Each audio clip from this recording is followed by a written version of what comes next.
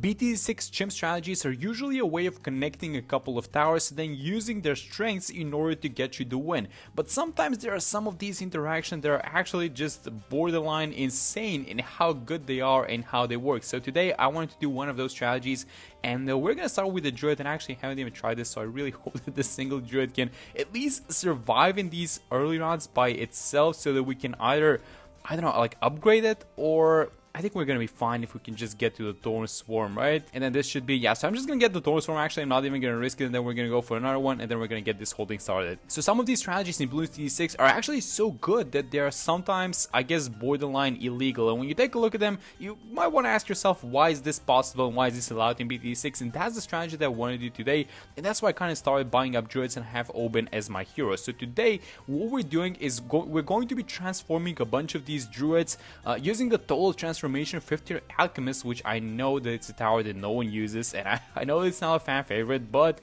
if you use it properly and if you use it with this specific strategy, you are going to just destroy Chimps mode. So the reason why this strategy is borderline illegal is because of the way that these bonuses get carried over with the bottom path Druid. So let me start by explaining the Druid of Wrath, which is basically a tower which gains attack speed as long as the Druid is attacking balloons, which is actually very simple. But the key with this one is that if you transform these guys using this, the 5th tier Total Transformation Alchemist, they will still keep gaining attack speed while they're being transformed, and that's just the start of this. If I surround all 5 of those guys with these ones, the Populus, which boosts attack speed and pierce for all other Druids, guess what? Those bonuses will transfer over to the 5 Druids that we started with. And I also brought Oben because Oben is the Druid buffing hero, so all these guys are going to get +1 pierce, they're going to get some extra range and then an additional pierce, and then at level it's 18 on Oben, all Druid of Wrath, which is the 3rd tier guys, they're going to start with 200 pulse, which basically means they're going to start with max attack speed. So this is just an insane all-encompassing strategy, which is ability dependent, and you have to time the ability, but my god, when you use this thing, it just evaporates balloons like you've never seen before. Oh, and a quick tip if you guys are trying to do this is that if you don't want to do it on Chimps mode, then you can actually make your Druids even that much stronger. That is by using the Heart of Vengeance upgrade, which basically means that for every 1 life you lose, you get 1% of extra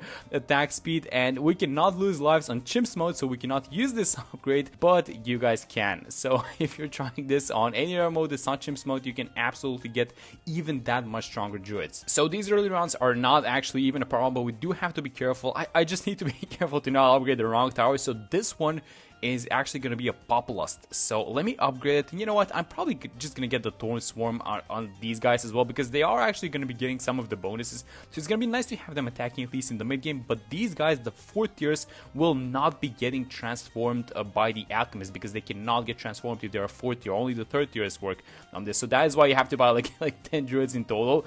And it would be really nice if you could, you know, fit this under a discount village, because you're buying so many towers. But again, the setup is kind of specific, so I don't know. Let's see how we do versus the Moab though. We popped the Moab player thanks to Brambles, and I think that, yeah, you know what? Thanks to the spears that Oben is giving and the little bit of extra attack speed, we're just dealing with this Moab, no problem. So I'm gonna be getting the Populus first, just to kind of have the circle ready and surround all of our guys with the buffing towers, and then I'm gonna start upgrading the guys in the middle. So this is gonna be Populus number, actually it's gonna be number 2. I thought they upgraded this one, but they haven't. So this is Populus number 2. This one is gonna be Populus number 3. And let me just check, is everyone? Yeah, everyone is buffed, I think. Yes, there we go. So 3 buffs, and then this is gonna be number 4, which is absolutely going to be able to buff everyone, and this is Populus number 5. So these guys on the outside, they're going to be 0-1-4s, and then these guys from the inside, I'm going to keep them as 0-1-3s, and we have to be careful not to upgrade any one of them by mistake. I gotta be real with this strategy, it's actually really good with the 4th tiers by themselves. So let's say you're not going for this strategy, because if you buy the 5 Populus, you don't necessarily need to do this. You can actually just go for an Avatar of Wrath, which is actually also amazing. You want to be buffing your Avatar of Wrath with a bunch of these Druids, but what I was trying to say is that these 5 Druids, even if you just get the Populus, they're actually really nice in combination with Oben in just defending the mid game, which is absolutely need to have, and you want to have these towers that can hold their own, right? So let me just keep upgrading these guys, and these are all going to be the 0-1-3, so some of them have been upgraded a little bit and some of them haven't.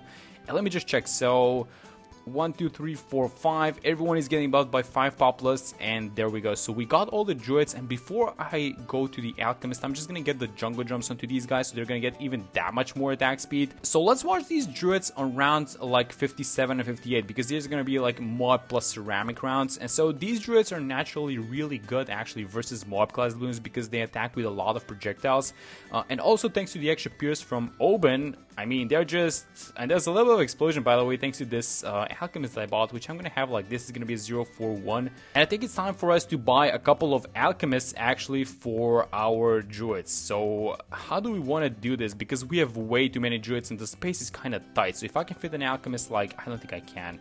I mean, maybe I can have one more alchemist like this and then one more at the top, and that's gonna be probably about it. So let's try it like that, and then we're gonna start saving up money. So John 63 incoming, and I actually think that without using any of Owen's abilities, nor without using the transforming tonic ability, these druids are going to destroy this round. So I'm still buying up these alchemists, by the way. So let's just watch what's going to happen to these huge ceramic waves. Keep in mind it's, well, actually the majority of the damage is being done, I guess, by the poplets at this point, because these guys are just third tiers, but that's all about to change, and look at them go. Look at them go, guys. Is Oben level 11? I think he is, yes. So he just hit level 11 actually on this round, which is really important, because now they get +5 range and +2 pierce, in addition to the +1 pierce that they get by just having Oben, right? So yeah, look at these thorns go. They're just eliminating round 63. That's insane. And also, just for a second, we have to be real about the possibilities of this setup. We're playing 4 circles, which is a beginner map, and at the same time, this is a map which has a lot of empty space, which allows us to set our towers in a very specific way, because we have all 5 of these guys, all 5 of the Druids of the Wrath, being buffed by populous druids, and then we have a village in Oben in range, and this is not possible on a huge percent of all BT6 maps, and that is something that I just have to say, because this is just not going to be doable on the more difficult maps, just because of the way how these maps work. But you can get the kind of a toned down version of it, so maybe you're not going to be able to get 5 populous, but just getting like a handful of them active is still going to be very good. So you know, it's still doable, but it's not going to be at full power. And let me actually see how we do versus 76. Then we're going to evaporate, right? Oh my god, this is not even close. What am I talking about? And after these mobs get popped, yes, finally we get it, and here it is. This is a very expensive setup, so, you know, buying it on a more difficult map is definitely going to... If you're doing it on Chimps mode, it's going to be a little bit later on a more difficult map, or if you're doing it in a normal gameplay, please don't forget to use the Heart of Vengeance buff. Please just leak a couple of lives and use this thing so that you can get even that much more attack speed. But let's use this thing for the first time. And as soon as these BFBs come a little bit closer, and you just watch what's going to happen to all of these balloons. So I'm going to click it now. And yes, yeah, that's exactly what is going to be happening. And you guys can imagine what's going to be happening in rounds like these super beefy rounds like 94, 96, 98. We just click one button and all of them are gone in an instant.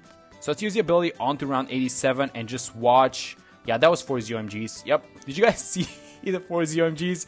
They just evaporate. That's how much damage these guys do. This is just insane, the amount of damage. And, you know, this is one of those strategies that makes you just kind of wonder, how is this legal? Why is this allowed in BT6? Look at what is happening. This is like a legitimate Chimps game, and you have all of these bonuses, all these buffs, the pierce, the attack speed. It just stacks on top of each other, and these towers do insane amounts of damage. And we're even gonna make them do even more damage. So I'm going for the call to arms, and we can also get some debuffs going, like maybe the glue storm, or maybe just like an embrittlement ice. So yeah, I mean, let's just see how these guys do versus DDTs. What do you guys think? Let's use the ability now. And yeah, I didn't even see those DDTs. Alright, so more DDTs incoming, but I do want to be ready for a little bit of downtime. So as soon as these DDTs come out, I'm going to use the ability, and then we're going to buy... Oh my god, this is not even funny. This is just so much damage. Oh my god, I forgot how good this strategy was. I haven't used this thing in a while. I think I might have even done a video on it, but this is just so fun to use. It's insane. So let me actually get ready with a Sabo just in case. Just in case. I'm not saying anything. We're just going to buy it in case. Yeah, let's use the ability. As soon as we get the ability ready, it's on cooldown right now. So as soon as it comes off, I'm going to use it, and let's watch this entire round just evaporate. I'm playing on slow speed, by the way, and yeah, look at the damage these guys are doing. Let's just click. Oh, I'm kind of late because everything powered so fast, but let's just click it next time that we have like a huge round and just see how the damage counts are going on to these small druids. Okay, so DDTs are incoming, and it's time, guys. Let's use the ability. Let's watch these guys evaporate, and yeah, they just clean out the entire screen. We didn't even need to use the Sabo, but yeah, this is why I actually want to use the Sabo right now, because the ability is about 60 70% way of the way there. So I'll just use the Sabo, slow these guys down, and then when the ability comes out, I'm actually going to combine it with the Call to Arms. So let's use it. I'll just wait just for a second for these ZMGs to appear, and let's use both of them now. So I'm going to use the Transforming Tonic and then use the Call to Arms, which you cannot see, but let's just watch the pop count. Look at these guys go. I might even click the wrong one. Oh, never mind. That was 96. Did you guys see 96? Oh my god, these rounds are just disappearing. This is just so fun.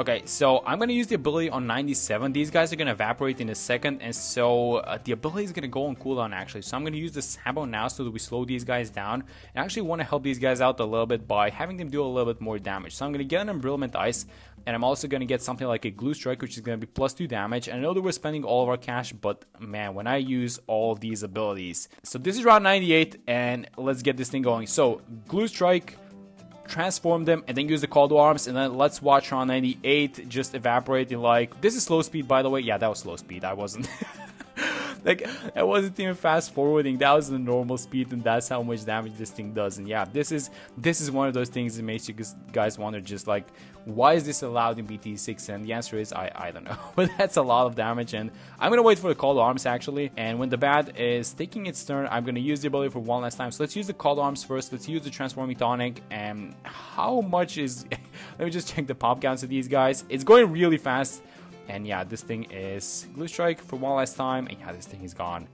And that is the, I want to call this thing an illegal combo because this is way too much damage and all of these buffs are stacking. And just take a look at these pop counts. So we easily did over 1.5 million pops combined with all these towers. It's like 300k on this one, 450, 200, 340, 150, and about 280. So yeah, these guys took all the pops with the exception of Obi doing a little bit of extra damage, and then these guys on the side, which were just kind of helping out until we can get everything going. But yeah, that is this insane and, you know, borderline illegal strategy. I'm gonna be honest, it's a lot of damage, it's a lot of fun, and yeah, I hope you guys check this out and try it in your own games. But that's gonna be it for this one. Hope you guys enjoyed this video, and I will see you on the next one.